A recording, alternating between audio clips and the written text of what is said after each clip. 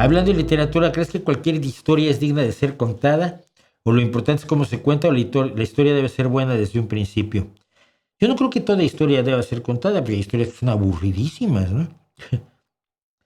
Pero creo que es muy importante cómo se cuentan las historias.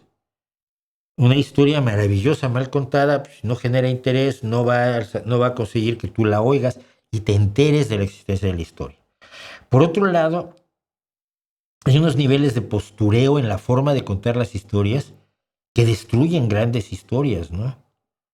Esta intención, y hay varios autores mexicanos, estoy pensando, que lo hacen últimamente, ¿no? Que a cualquier personaje de la calle le atribuyen de pronto una sabiduría cósmica con una profundidad milenaria y unos conocimientos de doctorado en física nuclear para que pueda decir frases maravillosas el taquero o el barrendero. Entonces creo que los desprovee de lo que me interesaría conocer de su vida, que es cómo es la vida del taquero y del barrendero. No necesito que me suelte consignas filosóficas. Tiene su punto de vista y me lo contará en su idioma sin necesidad de ese alambicado que luego se aprende en las escuelas. Entonces, bueno, no sé, yo creo que la historia tiene que tener un interés eminentemente humano. Y las historias interesantes ya las abocetó bastante bien Aristóteles en la poética.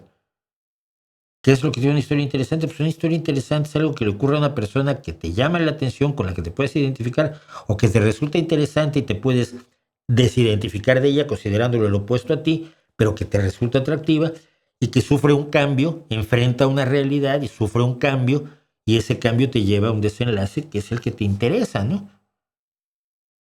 Si no pasa todo eso, pues me levanté y no pasó nada. Luego comí y no pasó nada. Y la comida ni me gustaba ni me disgustaba. Entonces en la tarde pues no estuve haciendo nada. Vi unos vídeos que ni siquiera eran interesantes, pero tampoco eran malísimos. Y luego ya me acosté a dormir. No hay mucho que contar allí.